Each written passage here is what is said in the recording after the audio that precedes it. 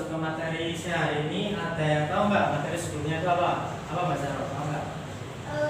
Perkembangan Islam di Asia dan Afrika. Nah, kemudian kita akan membahas materi tentang peran umat Islam dalam memperjuangkan kemerdekaan Indonesia. Nah, dalam memperjuangkan kemerdekaan ini terdapat dua fase, yaitu fase pertama masa penjajahan dan kemerdekaan, dan fase kedua pasca kemerdekaan. Nah, fase yang pertama yaitu penjajahan dan kemerdekaan. Nah, sebelumnya Indonesia itu pada abad 15 telah dijajah oleh bangsa-bangsa Eropa. Dan tahu nggak bangsa apa aja? Portugis, Spanyol, Belanda, Inggris. Ya. Nah, pada awalnya mereka datang ke Indonesia itu hanya ingin mencari rempah-rempah. Namun kemudian seiring berjalannya waktu, mereka itu ingin menguasai rempah-rempah yang ada di Indonesia dan menjajah bangsa Indonesia. Nah, karena itu bangsa Indonesia itu banyak yang ditindas karena mereka, sehingga bangsa Indonesia memberikan perlawanan dari berbagai daerah. Nah, salah satunya yaitu ada Pangeran Diponegoro yang lahir 11 November 1785 di Yogyakarta. Pangeran Diponegoro melakukan perlawanan terhadap Belanda karena Belanda memasang patok di tanah Pangeran Diponegoro, yaitu di Tegalsari, Yogyakarta, sehingga membuat Pangeran Diponegoro menjadi tidak nyaman, sehingga melakukan perlawanan. Karena apa? Karena mereka itu ya masuk aja Pak. Terus ya. Nah, tadi sampai apa? Perlawanan ya? Ya. Perlawanan karena mereka pihak Belanda itu tidak menghargai adat istiadat dari daerah Pangeran Diponegoro dan menindas atau mengeksploitasi masyarakat yang ada di sana. Sehingga Pangeran Diponegoro itu melakukan perlawanan dengan perang sabil atau perang melawan orang-orang kafir terhadap Belanda yang banyak mendapat simpati dari masyarakat sekitar dan melakukan perluasan sampai ke Pacitan dan Kedu hingga ke Solo juga. Nah, pada tahun 1825 sampai 26 Pangeran Diponegoro itu selalu menang dalam pertempurannya karena disebabkan 3 hal. Yang pertama yaitu antusias masyarakat, semangatnya itu masih sangat tinggi untuk melawan penjajah. Kemudian yang kedua, strategi gerilya dari Pangeran Diponegoro itu masih sangat kuat dan tidak ada yang menandinginya. Dan yang ketiga itu karena sebagian masyarakat, sebagian tentara Belanda atau pasukan Belanda itu masih ada di Sumatera Barat untuk perang Padri ya. Nah, kemudian hingga sampai ke tahun 1829 pasukan Pangeran Diponegoro itu telah wafat sampai 200 orang, sehingga membuat keadaan Pangeran Diponegoro itu semakin terdesak, sehingga Pangeran Diponegoro mau melakukan perundingan dengan Belanda. Akan tetapi perundingan itu hanya merupakan siasat Belanda untuk menangkap Pangeran Diponegoro. Nah, Pangeran Diponegoro itu ditangkap di Manado, kemudian diasingkan di Makassar hingga beliau wafat pada 8 Januari 1855. Kemudian ada Tokumar. Tokumar itu dari mana? Saya tahu nggak? Dari Aceh. Nah, Tokumar itu lahir pada 1854 di Melabuh, Aceh Barat. Nah, strategi Tokumar itu yaitu berpura-pura menjadi antek Belanda. Supaya apa? Supaya dia dapat menguasai senjata-senjata yang ada pada pasukan Belanda. Nah, strategi itu berhasil dan Gubernur Belanda saat itu menyuruh Tokumar untuk memikat hati atau mengambil hati masyarakat Aceh. Nah, Tokumar melakukan perintahnya itu dan berhasil. Kemudian Sebagai imbalannya, Teuku Umar diberikan 15 panglima dan 123 pasukan dan 1 panglaut atau panglima laut. Nah, kemudian ada tentara atau kapal Inggris namanya Mary Chow yang terdampar kemudian ditahan oleh Tanom.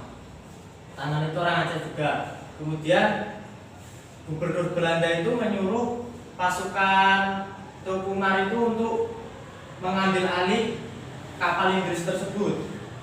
Nah, dan diberi bekal, yaitu 32 tentara Belanda. Nah, kemudian Teuku Umar itu berangkat, tetapi saat berangkat itu pasukan Belanda itu dibunuh oleh Teuku Umar dan mengambil alih senjata-senjata dari pasukan Belanda itu. Kemudian Teuku Umar kembali lagi untuk memperjuangkan hak-hak orang Aceh. Nah, lalu pada tahun 1899 itu Teuku Umar membuat strategi untuk menyerang pasukan Belanda yang ada di Aceh, tetapi strategi itu terdengar oleh Gubernur Aceh sehingga Gubernur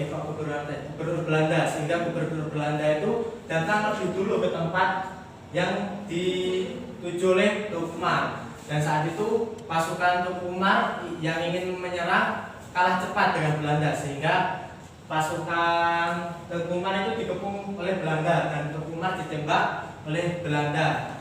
Dan pada tahun 1899 sehingga wafat Teuku Umar itu pada tahun 1899.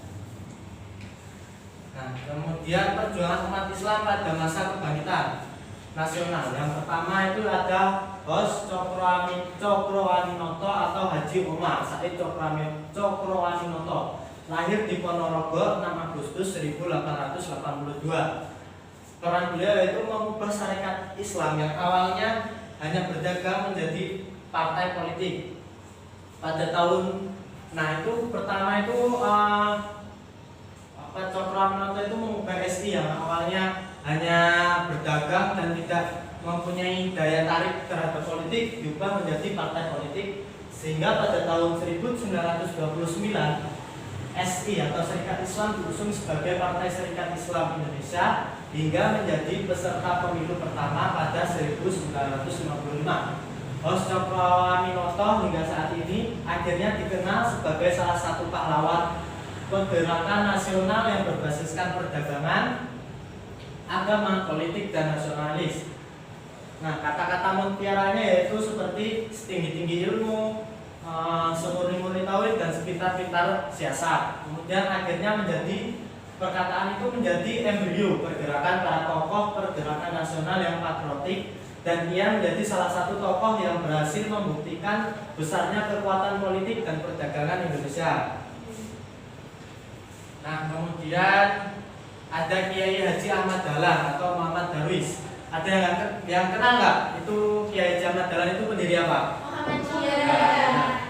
Kiai Haji Ahmad Dahlan itu pendiri Muhammadiyah yang lahir di Jogja 1 Agustus 1868 dan mendirikan Muhammadiyah pada tahun 1912. Nah, Kiai Haji Ahmad Dahlan telah mempelopori kebangkitan umat Islam untuk menyadari nasibnya sebagai bangsa terjajah yang masih harus belajar dan berbuat dengan organisasi Muhammadiyah yang didirikannya. Telah banyak memberikan ajaran Islam yang murni kepada bangsanya. Nah, organisasi Muhammadiyah ini tidak bergerak di bidang politik, melainkan di bidang pendidikan atau lebih besarnya pendidikan. Nah, ajaran yang menuntut kemajuan kecerdasan dan beramal bagi masyarakat dan umat dengan dasar iman dan Islam. Dengan organisasinya, Muhammadiyah telah mempelopori amal usaha sosial dan pendidikan yang amat diperlukan bagi kebangkitan dan kemajuan bangsa. Nah, dengan jiwa ajaran Islam dengan organisasinya, Muhammadiyah bagian wanita yaitu Aisyah yang mempelopori kebangkitan wanita Indonesia untuk mengencap pendidikan dan berfungsi sosial setingkat dengan kaum pria, sama seperti yang diangkat oleh R.A. Kartini ya. Kalian tahu nggak kesetaraan apa? Nah, Kiai Haji Ahmad Dahlan itu wafat pada 23 Februari 1923. Kemudian ada Kiai Haji Hasyim Asy'ari. Ada yang tahu nggak Kiai Haji Hasyim Asy'ari itu pendiri apa? Nah, benar ya. Beliau lahir di Jombang pada 14 Februari 1871. Nah, peran beliau yaitu dalam melaksanakan resolusi jihad sebagai pengobar semangat para ulama dan santri yang tergabung dalam laskar Hizbullah dan Sabilillah dalam melakukan perlawanan terhadap penjajah. Selain itu juga mendesak pemerintah agar segera menentukan sikap melawan kekuatan asing yang ingin menggagalkan kemerdekaan. Surabaya menjadi medan pertempuran antara laskar Hizbullah dan sekutu berbekal fatwa jihad yang diteguhkan dalam resolusi jihad yang isinya menyerukan kepada seluruh elemen bangsa khususnya umat Islam untuk membela NKRI. Pertempuran 10 November 1945, Laskar Ulama dan Santri menjadi garda terdepan dalam pertempuran. Nah, selanjutnya kita akan breaking dulu ya.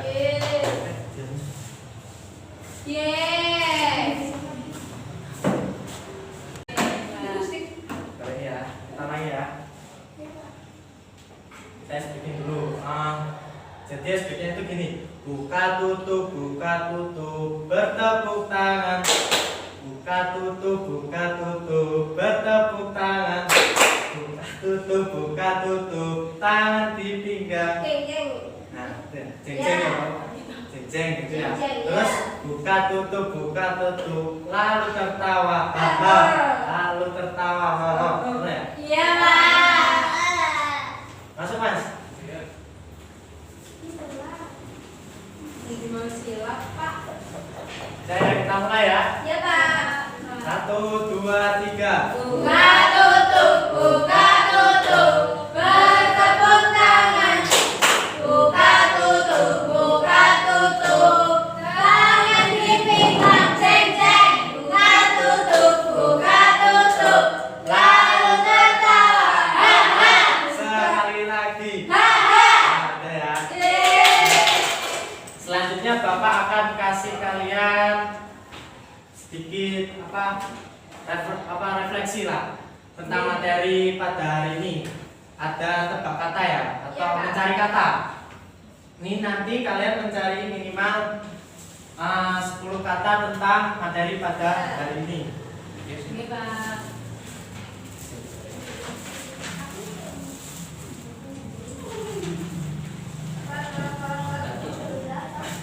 Aku 20. Sudah selesai? Sudah. Bapak dapat berapa Mbak? 8 kurang 2 ya Mbak? 10, Pak. Oh, 15. kalau udah 10. 10. 20. Nah, kita kembali ke materi. Jadi kesimpulannya yaitu peran umat Islam dalam memperjuangkan kemerdekaan terdiri dari beberapa fase, yaitu penjajahan dan kebangkitan nasional. Dalam fase penjajahan terdapat perlawanan di berbagai daerah. Contohnya tadi di Jawa ada pangeran di Ponorogo. Lalu yang di Sumatera atau di Aceh yaitu siapa? Kemudian pada fase kebangkitan nasional banyak tokoh yang berperan dalam melawan penjajahan dengan mendirikan organisasi-organisasi. Contohnya tadi ada siapa saja? Kiai Haji Ahmad Dahlan, Kiai Haji Hasyim Asy'ari dan Ghos Cokro Aminoto. Nah itu ya. Ada pertanyaan tentang materi ini? Alhamdulillah. Selanjutnya minggu yang akan datang kita akan mempelajari tentang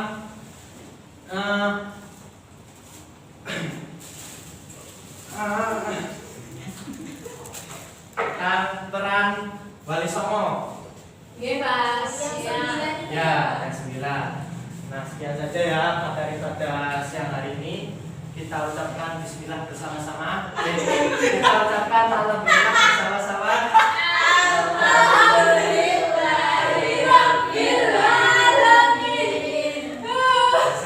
warahmatullahi